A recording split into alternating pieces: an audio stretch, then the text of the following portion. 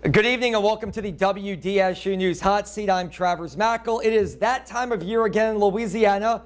Election season qualifying just ended, and we are never at a shortage for news or hot races on the ticket. We have two people to talk about the races here. Dr. Silas Lee, political pollster from Xavier University, and Tyrone Walker, political operative strategist, somebody who's lived inside the bubble for a very long time here. We thank you all for being here. Sure. Let's just get right to it. We're going to talk about the governor's race. Can John Bell stave off two very powerful Republicans? But let's talk about the hottest race right now. That's the one for Jefferson Parish Sheriff. Just before qualifying ended, Johnny Fortunato, a longtime colonel, jumped into the race. Immediately after that, Joe Lopinto made the allegation that he felt like there was a bribery allegation against him, that Fortunato would not get in the race, according to Lopinto. If Lopinto could help Fortunato become the Causeway police chief, it's been ugly in the early stages of this. Let's start off with you, Dr. Lee. What are your initial thoughts on this? Is it going to be World War II between these two again? Definitely World War II and III. It's a little bit of Godfather, The Sopranos, and Scandal all in one. Before the ink dried on the qualifying papers, you had someone accusing another candidate of potential bribery. We have to see. But certainly it does create interest. Voters like to say they don't like a nasty race. But guess what voters are talking about today? Not the issues or the candidates, but the so-called bribery. Right, the drama involved with this. Tyrone, let me ask you this. You've been involved with elections and politics for a long time. Is there a fine line here between backdoor dealings, conversations, and what could be considered bribery? Well, there's absolutely a fine line, and the rule that you play in any election, in any campaign, is you don't get close to it. So if there's smoke here, sometimes there's fire. But generally, our rule is you let the legal system play its course. I think the thing that the people in Jefferson Parish are going to be looking at most is crime rate. I think that last race between the sheriff and Fortunato was really, really close. It was a special election. The voter turnout was in the 30s. I think this is going to be very, very different. Voter turnout is going to be in the 50%. And so you have to watch where new voters are going to come from. I think it's going to be close again. But if there's a there with that allegation, that's going to be a big problem. Let me ask you this. Do you feel that Joe Lopinto did what he felt was the right thing? If he felt like there was something here, did he do the right thing to blow the whistle on this, or was that an alarmist reaction? We'll start with you, Tyrone, and then go with you, Dr. Lee. Well, absolutely. I mean, you can't have a person that's in law enforcement that has an allegation that they think it matters without reporting it. So if he thinks that that's something that's real, he did the right thing by reporting it. How about you, Dr. Lee? Oh, without a doubt, he did the right thing. That's something you do not entertain as a candidate, especially a candidate that is the sheriff. And it was very juvenile if that happened, but he did the right thing, because that can only get worse if this is proven to be true. And just to point this out, we've seen this before in a recent race, the New Orleans mayor's race. There was a current investigation going on with that one as that election was happening. Obviously, LaToya Cantrell cleared by the AG of any wrongdoing for that credit card issue that came up during that race. Let's shift gears. Let's talk statewide. Let's talk the governor's race here. John Bel Edwards, the only Democrat elected governor in any southern state, he's got a big target on his back from national Republicans, Republican groups, and the two men who qualified against him, Ralph Abraham and Eddie Rispone. Let's start with you this time, Tyrone. Can John Bell win re-election? Yeah, absolutely. I think no one thought the governor could win the first time, and he proved everyone wrong. I think anybody that goes into this re-election, given his narrative, given the results that he delivered for the people of Louisiana, I think it's hard for anybody to believe that he can't win re-election. Now, turnout matters. This is a brand new race. Different factors are involved. Obviously, his opponents, some of them have some really good money behind them. I don't know if they're going to run a serious campaign with that money. So it just kind of just depends on how well of an operation the governor runs. But I think he's got the wind at his back, a good narrative at least. Let me ask you, go ahead, Dr. Lake. Well, as an attempt to nationalize this election, when you look at the fact that the National Party is spending some money attacking John Bell in reference to raising taxes, and they're showing these clips where he said he would not. So we have to see in terms of how competitive it will be. It helps when you have your own money. We see Eddie Rispone is putting in about $9 million of his own, heavy ad buy. And keep in mind, voters are not paying attention right now, not until after Labor Day. And after Labor Day, that's where we probably will see more intensity and visibility from the other candidates. There are also about 8 other candidates running. but there are only 2 to 3 serious candidates. And we have to see if anyone is able to put a dent in the armor of John Bel Edwards. We're a hyper red state. Back in 2015, David Vitter, who was a damaged and flawed candidate at that time, got about 44% of the vote. How does a Republican not win in this state? I ask you that because it seems like in most southern states, Mississippi, Alabama, Arkansas, Georgia, Republicans are running away with statewide offices. How does a Republican not win in Louisiana? Well, you know what the reality is also, a lot of the times your ability to win depends on your competition, your opponent, how well they are liked, how vulnerable they are, how they are perceived.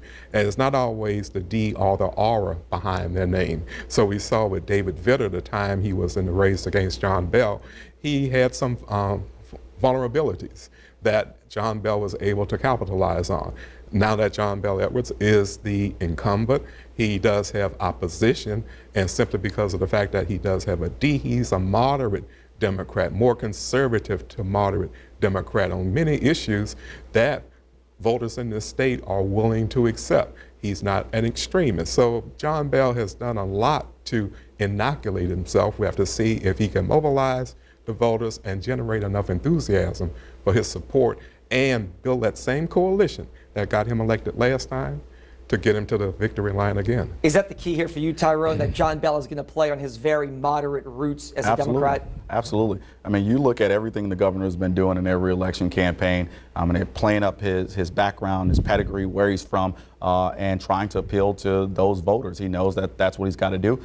Just last week, they had the big fishing rodeo, and he's playing up the fact that he's part of a fisherman's paradise and understands the importance of our culture. And I think that's going to resonate with those voters. I think he's got a really good moderate record, and he's going to run on it. All right, quickly here. Lieutenant Governor Billy Nungesser drew some slight opposition here. A lot of people think he's going to walk back in. Is there any other statewide race that you all have your eyes on where the incumbent insurance commissioner, agriculture commissioner, treasury office, are any of those races or any of those incumbents vulnerable, in your opinion? With incumbents, Secretary of State. You know, with incumbency, to be vulnerable, you have to have an allegation or you have to have something happening to make voters question your integrity and your ability to serve. Absent that, it's very difficult to beat the slate of incumbents we currently have. You talked about the Secretary of State's race, also the Treasury race. Do you think any of these incumbents can get bumped up or any of them vulnerable, Tyrone? Yeah, I really do think the Secretary of State's race is one that everybody should pay attention to. Ms. Creneup ran against the Secretary of State in the last race. Kyle Arden. And you know what? No one thought she could get those votes. She had raised very little money, but really turned out some really impressive numbers. Now, Dr. Lee and I were talking just before this. Whether or not she can now get money because of her performance last time, that could be one that you want to pay attention to. Money is always key in these statewide elections. Let's shift gears and go back to Jefferson Parish. Mike Yenny made the decision not to seek re-election. Wasn't unexpected. Most people thought that was coming. It's really, there are 3 people in the race, but it's really John Young versus Cynthia Lee Shang. You've got 2 political heavyweights here. Let's start with you, Dr. Lee. A lot of money is going to get spent. Is this a race that you see getting testy, I should say? Maybe not nasty, but testy. Well, all races that are competitive, and we have strong personalities in terms of John Young trying to come back, Cynthia Lee Shang already there. Cynthia Lee Shang also has a political legacy. She is known, already in office. So yes, it will be very competitive.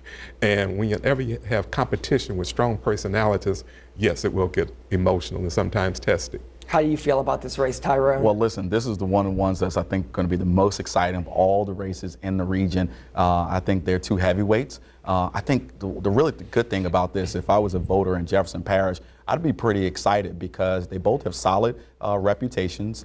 They both have hard-working reputations. They're both qualified for the job, right? Absolutely, and I think they're going to run serious campaigns. Look at just their early fundraising numbers. I mean, Cynthia Lee Shang is up at $520,000, and John Young's not that far behind. So this is, as Salah said, this is going to be very, very close. They'll flood the market with advertising. I know that they both have before, and they probably will again. Let's talk about the St. John Parish president race. Natalie Robottom's been a good parish president for 8 years. She has termed out a bunch of council people, a handful of individuals qualified for that race. We'll start with you, Tyrone. Is that an interesting race here? Because St. John is a key component of Southeast Louisiana here. It's a huge component of Southeast Louisiana. It matters a whole lot in our congressional map every time there's an election in that. So Parish President Rowbottom has a great reputation throughout the state and throughout the region, and I think it's going to come down to where she stands in that race as well. You've got the council member, Jacqueline Hotard, who's been on the race on the seat for 14 years, but at the same time, you've got someone in the race that has been the CAO and CFO, and so that one's going to be interesting. I don't know who gets fired, but I think Natalie Rowbottom will play a big role in that race. How do you feel about that, Dr. Lee? Could Natalie Rowbottom's endorsement for a candidate there really shift the political environment in St. John Parish? Not only a shift, but I think it could determine it. A couple of things in reference to Natalie Rowbottom is an issue of, one, if she endorses, and two, the candidate saying, or one of the candidates saying that they want to continue to implement what she started. And St. John Parish happens to be one of those areas where they are experiencing sort of a growth spurt in terms of population. So yes, it helps to have someone in office who is termed out with a very good reputation that you would like to continue building a legacy on, while at the same time establishing your own political identity. Two quick topics. Let me point this out. I don't know if you guys realize this. St. Bernard Parish is going to have so few elections. The parish president, both council at large members, the clerk of court, and the sheriff all went in unopposed. Good for them. Congratulations to them. But it's going to be a quiet day in St. Bernard Parish on Election Day. Let's talk about the State House and the State Senate. I think it's about 50% of the State House and about 30% of the State Senate are hitting term limits right now. Is that something that voters want to see? Do they want turnover and to have fresh blood at the state capitol? Well, I think it just depends on the district that you're from. If you have a representative that is fighting for you in the legislature, you want to see that person continue. If they're delivering, you want to keep them there. If you have somebody that's not doing that well, not responsive, not meeting the demands of the district, then you're looking for fresh blood. I don't know if this early on you could read anything into voter sentiment, but I think voters want somebody, especially in the state rep races, that know the local issues inside of those neighborhoods, and not only see them as someone that can go to Baton Rouge and work for them, but oftentimes voters in those districts look for a representative that actually can work with the other local elected officials, because the issues that they care about are so immediate. What about these local races, Dr. Lee? How are your feelings on these races? Do you think that a lot of these people are first-time candidates? Does it really matter to the people in the neighborhoods who represents them in Baton Rouge? Well, the reality again is the fact that in order to be elected, it's something that you earn. You do not inherit it. It is based on merit. And what voters are looking for, a responsive and effective elected official. And it doesn't matter all the time. Sometimes voters hate to see someone termed out. Other times they are very happy to see a person termed out. It depends on the effectiveness of that person while they serve. All right, some of these races are getting heated already. A lot of yard signs and things up already. Tyrone Walker, we appreciate your time. Dr. Silas Lee, we appreciate your time. Unfortunately, we are out of time for the hot seat. You can see this entire segment starting Monday morning at WDSU.com and, of course, on all of our mobile apps. I'm Travers Mackel, and that's all the time we have. We'll continue to follow all the political stories right up to Election Day.